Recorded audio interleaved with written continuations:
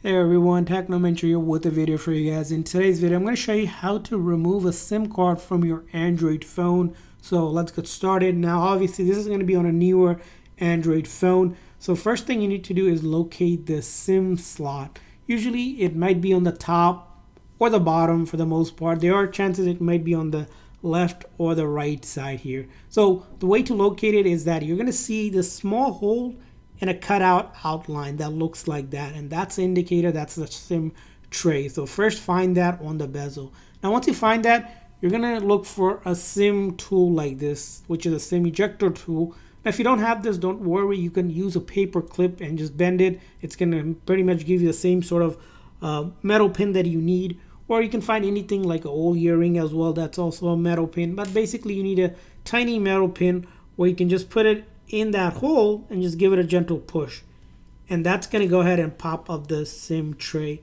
And then you can just simply use your finger to remove the SIM card. As you can see here, the SIM card will sit flush. You might also see like a memory card in there, but the SIM card is usually will have the carrier logo. So here, for example, if I just use my finger, it just comes right off the tray just like that. And this is the SIM card that was on this phone. They can remove.